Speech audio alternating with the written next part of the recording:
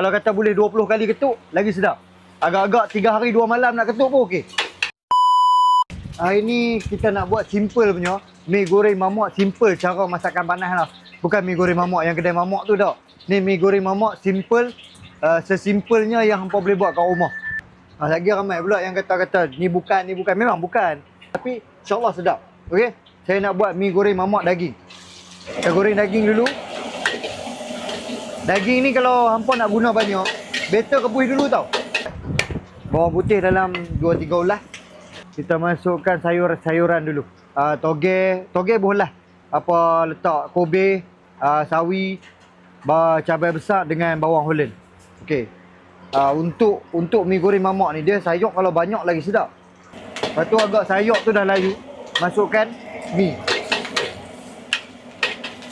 1 sudu gula, 1 sudu ajinomoto, 1 sudu makan sos tiram, 1 sudu makan kicap Golden Mountain. Sikit je kita sotong sebab mi ni dia dah masin tau. Sikit je, agak-agak ujung-ujung cancur je. Lepas tu 1 sudu cili giling dan kicap pekat. Letak ni. Ini kalau seorang-seorang masak kat rumah pun okey. Untuk seorang punya portion ni. Pecah telur 2 biji dan masukkan dalam.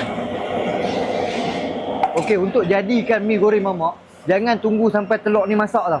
Dia masih cayak macam ni. Dia masih cayak macam ni.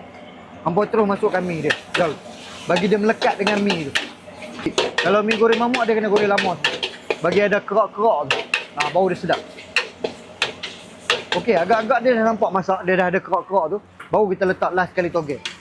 Dan yang ni adalah penambah rasa lah. Hampa ambil bawang goreng.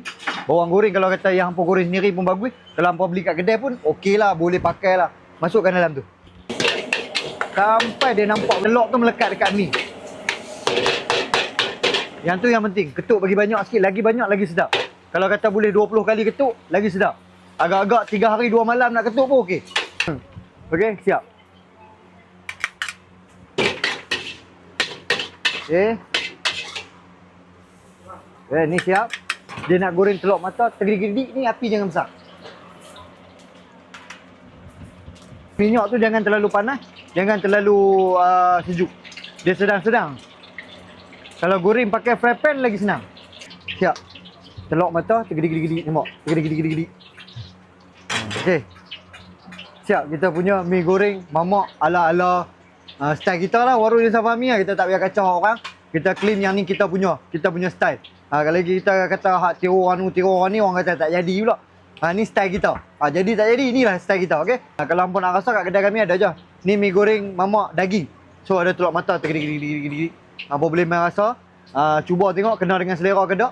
Kalau kena, main lagi. Kalau tak kena pun, bagi tahu. Kedai buka macam biasa. Waktu yang sama 5.30 petang sampai pukul 12 malam. Jangan lupa like, follow, komen dan share sekali. Assalamualaikum. Baik.